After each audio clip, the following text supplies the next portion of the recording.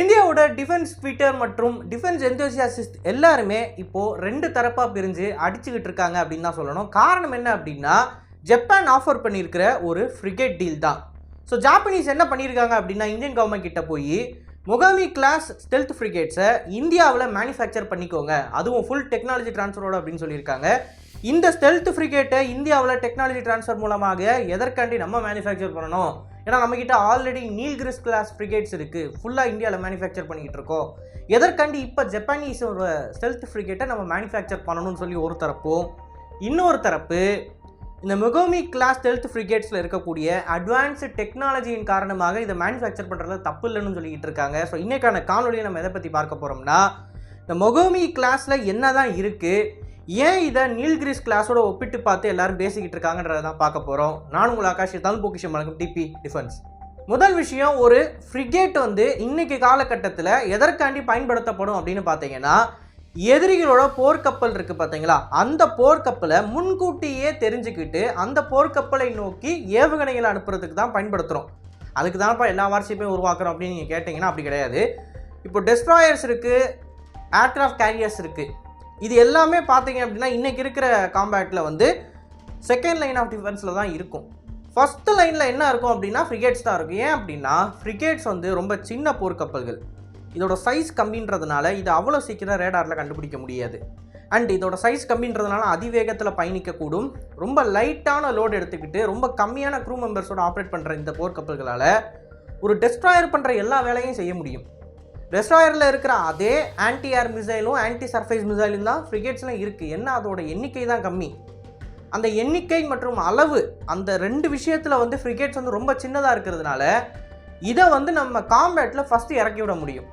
Suppose இது loss ஆனாலும் இதனால் ஏற்படக்கூடிய ஹியூமன் லாஸும் சரி, மெட்டீரியல் லாஸும் சரி, டெஸ்ட்ராயர்ஸ் ஏர்க்ராஃப்ட் கேரியர்ஸை கம்பேர் பண்ணுறப்ப பல மடங்கு கம்மியாக இருக்கும். ஸோ அதனால தான் ஃப்ரிகேட்ஸை ஒரு கான்ஃப்ளிக்டில் நம்ம ஃபஸ்ட்டு யூஸ் பண்ணுவோம். அதுக்கு அடுத்தபடியான டெஸ்ட்ராயர்ஸை கொண்டு வருவோம். மற்றும் ஃப்ரிகேட்ஸை மேனுஃபேக்சர் பண்ணுறப்ப இரண்டு முக்கியமான விஷயத்துக்காண்டி அந்த ஃப்ரிகேட்டில் ஆயுதங்களை பொருத்துவாங்க. ஒன்று ஆன்டி ஏரு, இன்னொன்று ஆன்டி சர்ஃபேஸு. ஆன்டி ஏர் அப்படின்னு சொல்கிறப்ப ஏர் டிஃபென்ஸ் சிஸ்டம்ஸ், எதிரி ஏவுகணைகள் அனுப்புகிறாங்க, ட்ரோன்ஸ் அனுப்புகிறாங்க அப்படின்னா அதை தாக்கி அழிக்கணும்.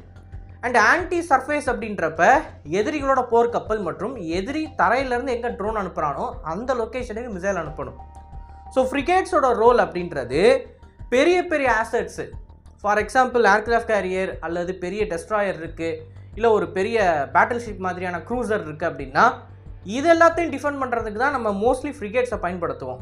அல்லது ஆன்டி பைரசி ரோலுக்காண்டி நம்ம ஃப்ரிகேட்ஸை பயன்படுத்துவோம். ஆன்டி பைரசின்றப்போ ஒன்றும் இல்லை, சிம்பிளாக ஒரு சின்ன போட்டில், ஒரு ஃபாஸ்ட் போட்டில் 4-5 பைரட்ஸ் ஒரு கப்பலை அட்டாக் பண்ணுறாங்க, ஒரு கார்கோ வெசலை அட்டாக் பண்ணுறாங்க அப்படின்னா அந்த பைரட்ஸை சமாளிக்கிறதுக்கு நம்ம 8000-9000 டன் இருக்கிற ஒரு டெஸ்ட்ராயர் அனுப்பணுன்ற அவசியம் கிடையாது. இந்த சின்ன ஃப்ரிகேட்ஸ் அனுப்பலாம்.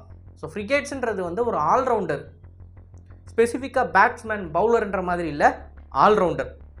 இந்த ஆல்ரவுண்டர் நம்மக்கிட்ட என்ன இருக்குது அப்படின்னா ஐஎன்எஸ் நீல்கிரிஸ் அப்படின்ற கேட்டகரியில் ஃப்ரிகேட்ஸை உருவாக்கிக்கிட்டு இருக்கோம்.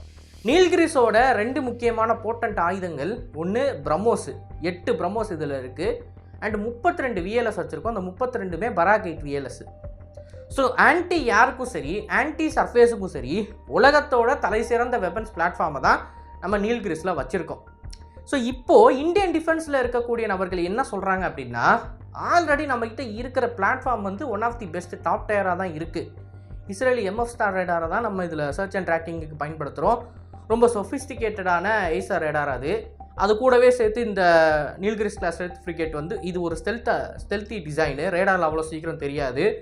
ஸோ இதுவே டாப் ஆஃப் த கிளாஸில் இருக்கிறப்ப எதுக்கு மொகாமி கிளாஸ் ஆஃப் ஃப்ரிகேட்ஸுக்கு நம்ம போகணும், எதுக்கு தேவையில்லாமல் வெளிநாட்டு கம்பெனிக்கு போய் நம்ம காசு கொடுத்து அந்த டெக்னாலஜியை இந்தியாவுக்குள்ளே கொண்டு வரணும் அப்படின்னு தான் எல்லாருமே சொல்லிக்கிட்டு இருக்காங்க. இப்போது இது ஒரு பக்கம் உண்மையாக இருந்தாலும், இன்னொரு பக்கம் இந்த மொகாமி கிளாஸ் ஃப்ரிகேட்ஸை இந்தியாவில் மேனுஃபேக்சர் பண்ணுறதுக்கு ஆதரவு தெரிவிக்கிறவங்க என்ன சொல்கிறாங்கன்னா, இந்த ஸ்டெல்த் ஃப்ரிகேட்டில் இந்தியா லேக் ஆகிற ரெண்டு முக்கியமான விஷயங்கள் இருக்குது, அதனால் இந்த டெக்னாலஜியை நம்ம அப்சர்வ் பண்ணி மேனுஃபேக்சர் பண்ணுறதுல தப்புலன்னு சொல்கிறாங்க. அது என்னன்னா, ஃபஸ்ட்டு லெவல் ஆஃப் ஆட்டோமேஷன். இந்திய போர்க்கப்பல்களுமே ஹைலி ஆட்டோமேட்டட் தான். ஆட்டோமேஷனில் நம்ம யாருக்கும் சளைச்சவங்க கிடையாது. ஆனால் ஜாப்பனீஸ் அதை நெக்ஸ்ட்டு ஸ்டெப்புக்கு எடுத்துகிட்டு போகிறாங்க. இப்போது நம்மளோட ஃப்ரிகேட்டில் 250 sailors தேவைப்படுறாங்க எல்லா மிஷின்ஸையும் ஆப்ரேட் பண்ணுறதுக்கு. ஆனால் ஜாப்பனீஸ் ஃப்ரிகேட் மொகாமியில் வெறும் 80 பேர் இருந்தால் போதும் அப்படின்றாங்க. 250 பேர் எங்கே இருக்குது, வெறும் 80 எங்கே இருக்குது? அப்போது உங்களுக்கு கம்மியான sailors இருந்தாங்க அப்படின்னா அந்த sailors-க்கு தேவையான உணவுப் பொருள், ஃப்ரெஷ் வாட்டர் மாதிரியான ரீசோர்ஸை வந்து நம்ம கம்மியாக எடுத்துகிட்டு போனால் போதும். அண்ட் அந்த உணவுப் பொருள், ஃப்ரெஷ் வாட்டரோட ரீசோர்ஸ் வந்து நம்ம கம்மியாக எடுத்துகிட்டு போகிறதுனால கொஞ்சம் அதிகமான எரிபொருள் எடுத்துகிட்டு போய் அட் தி எண்டு ஒரு மொகாமி கிளாஸ் ஃப்ரிகேட் வந்து 4 மாதம் 5 மாதம் கடலில் இருக்குது அப்படின்னா நம்மளோட நீல்கிரிஸால் 3 மாதம் இல்லை 2.5 மாதம் தான் கடலில் இருக்க முடியும். ஏன்னா அவ்வளோ ஆட்களுக்கு தேவையான உணவு மற்றும் ஃப்ரெஷ் வாட்டர் எடுத்துகிட்டு போகிறப்ப அதுவே ஒரு பெரிய இடத்த அடைக்கும். மற்றும் ஃப்ரிகேட்ஸ் வந்து ஆல்ரெடி ஒரு சின்ன போர்க்கப்பல் அப்படின்றதுனால உங்களுக்கு ஒரு லிமிட்டடான அளவுக்கு தான் உணவையும் ஃப்ரெஷ் வாட்டரையும் எடுத்துகிட்டு போக முடியும். அதுக்கு மேலே எடுத்துகிட்டு போகணும் அப்படின்னா இடம் பத்தாது. ஸோ மொகாமி கிளாஸ் ஸ்டெல்த் ஃப்ரிகேட்ஸ் வந்து ஆஃபர் பண்ணுற அந்த லெவல் ஆஃப் ஆட்டோமேஷன்ன்றது நமக்கு தேவை. அந்த லெவலில் ஆட்டோமேட் நம்ம பண்ணியிருந்தோம் அப்படின்னா நம்மளோட நீல்கிரிஸ் கிளாஸ் ஸ்டெல்த் ஃப்ரிகேட்ஸ் வந்து இப்போ 1 மாதம் ஆப்ரேட் பண்ணுறோம், ஒரு மாதம் கடலுக்குள்ளே போயிட்டு திருப்பி ரிட்டர்ன் வருது அப்படின்னா 2 மாதத்துக்கு நம்மளால் அனுப்ப முடியும்னு சொல்கிறாங்க. இது ரொம்ப ரொம்ப பெரிய விஷயம், சாதாரண விஷயமே கிடையாது. ஸோ ஒரு 4 போர்க்கப்பல் ஒரு இடத்துக்கு ஒரு ஏரியாவை நம்ம செக்யூராக பாதுகாக்கிறதுக்கு தேவை அப்படின்னா இப்போ வந்து நம்மக்கிட்ட 2 இருந்தால் போதும்.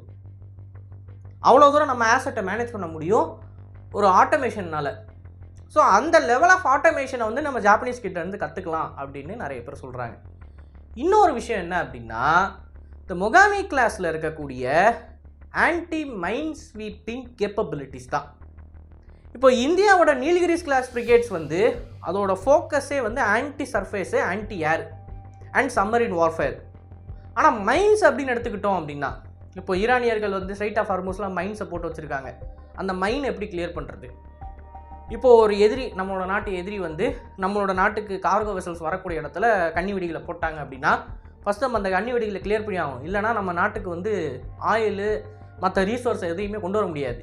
அப்போது மைன்ஸை கிளியர் பண்ணுறதுக்கு நம்மக்கிட்ட என்ன பிளாட்ஃபார்ம் இருக்குது அப்படின்னா அதற்குன்னு தனியாக தான் நம்ம பிளாட்ஃபார்ம்ஸை உருவாக்கிக்கிட்டு இருக்கோம். பட் ஸ்டில் அதில் நமக்கு சில பிரச்சனைகள் இருக்குது. அது வந்து வேர்ல்ட் கிளாஸில் நம்மளால் மேனுஃபேக்சர் பண்ண முடியல. அதில் ஷார்ட் ஃபால்ஸ் இருக்கிறது அப்படின்றத வந்து நம்ம ஒத்துக்கிட்டு தான் ஆகணும். ஸோ ஜாப்பனீஸ் ஸ்டெல்த் ஃப்ரிகேட்ஸ் வந்து not only anti air, anti surface, அது வந்து ஒரு டெடிக்கேட்டட் மைன் ஸ்வீப்பிங் வெசலாகவும் பயன்படுத்த முடியுன்றாங்க. ஸோ இந்த போர்க்கப்பலில் இருக்கக்கூடிய அன்மேன்டு மைன் கிளியரிங் வெசல்ஸால், அதாவது போர்க்கப்பலுக்குள்ளேயே வந்து சின்ன சின்ன ட்ரோன்ஸ் இருக்கும், அதெல்லாம் தண்ணிக்குள்ளே அனுப்பிச்சு மைன்ஸ் எங்கே இருக்குது அப்படின்றத பார்த்து அதை வந்து அவங்க ரிமோட்டாக டெக்னேட் பண்ணி அதை கிளியர் பண்ண முடியும். ஸோ இந்த மாதிரி ஒரு வேலைக்கும் நம்ம மொகாமி கிளாஸ் ஃப்ரிகேட்ஸை வந்து பயன்படுத்த முடியும். அப்படின்றப்ப இவர்கள் சொல்லக்கூடிய கருத்து என்ன அப்படின்னா டெடிக்கேட்டடாக ஒரு மைன் ஸ்வீப்பிங் பிளாட்ஃபார்ம்ன்றது இந்தியாவுக்கு தேவையில்லை அப்படின்றாங்க. ஸோ ஃப்ரிகேட்லேயே நம்ம மைன் கிளியரிங்கை இன்டெக்ட் பண்ணிட்டோம் அப்படின்னா டெடிக்கேட்டிவாக நமக்கு அதற்குன்னு சொல்லி ஒரு போர்க்கப்பலை உருவாக்குன்ற அவசியம் இல்லைல்ல. ஸோ இந்த ஒரு வாதத்தையும் அவங்க முன்வைக்கிறாங்க. அண்ட் இதெல்லாம் போக இன்னும் நிறைய விஷயங்கள் இருக்குது. அதில் அடிஷ்னலாக நான் ஒரு பாயிண்ட் சொல்லணும் அப்படின்னா மொகாமி கிளாஸோட ஸ்டெல்த்து வந்து நம்மளை விட இன்னும் கொஞ்சம் அதிகமாக இருக்குது. அந்த வார்ஷிப்போட டிசைன், அதோட ரேடார் மவுண்ட்ஸ் எல்லாமே இன்னமும் ஸ்டெல்த்தியாக இருக்குது. ஸோ மொகாமி கிளாஸ் அப்படின்றது இந்தியாவோட ஸ்டெல்த் ஃப்ரிகேட்டை கம்பேர் பண்ணுறப்ப ஒரு சில இடங்களில் ஷைன் ஆகுது. ஆன்டி ஏர், ஆன்டி சர்ஃபேஸில் வந்து நம்மளை அடிச்சிக்க முடியாது. ஓப்பனாக சொல்லிடலாம். பிரம்மோஸு, பராக்கைட்டு, அப்புறம் அந்த இஸ்ரேலி எம்எஃப் ஸ்டார் ரேடார், இது 3த்துலையுமே நம்மளை அடிச்சிக்க முடியாது. ஆனால் நம்மளோட வெசல்ஸ்லாம் மைன் ஸ்வீப்பிங் கேப்பபிலிட்டி இல்லை. அண்டு இந்த ஜாப்பனீஸ் ஷிப் அளவுக்கு ஸ்டெல்த் இல்லை. 3வது ஆட்டோமேஷன்ன்றது அவங்க லெவலுக்கு நம்ம எடுத்துகிட்டு போகணும். ஏற்கனவே 250 க்ரூ மெம்பர்ஸால் இந்த ஃப்ரிகேட் ஆப்ரேட் பண்ண முடியுன்றதே ஒரு பெரிய லெவல் ஆட்டோமேஷன் தான். ஆனால் ஜாப்பனீஸ் வந்து என்ன பெஞ்ச்மார்க் பண்ணி வச்சுருக்காங்கன்னா 80 பேர் தான், வெறும் 80 க்ரூ மெம்பர் பெஞ்ச்மார்க் பண்ணி வச்சுருக்காங்க. அந்த லெவலுக்கு நம்ம போனோம் அப்படின்னா இன்னமும் வந்து நம்மளால் போர்க்கப்பல்களை அதிகமாக பயன்படுத்த முடியும். ஸோ இதை தான் 2 தரப்பு நபர்களும் வாதமாக முன்வைக்கிறாங்க. இப்போது இந்த ஃப்ரிகேட்டை வந்து மேனுஃபேக்சர் பண்ணக்கூடாதுன்னு சொல்கிறவங்களோட மெயின் பாயிண்ட் என்ன அப்படின்னா இந்தியாவில் இருக்கக்கூடிய நிறுவனங்களுக்கு ஆர்டர்ஸ் போயிடும், ஆர்டர்ஸ் வந்து வராமல் போயிடும், அதனால் நம்ம இதை கொண்டு வரக்கூடாது அப்படின்னு நினைக்கிறாங்க. ப்ளஸ் ஆத்ம நிர்பர் பாரத்ன்றதே அதுக்கு உருவாக்கப்பட்டது தான். இந்தியாவில் தான் எல்லாத்தையும் மேனுஃபேக்சர் பண்ணணும்னு சொல்லி கொண்டு வந்தது.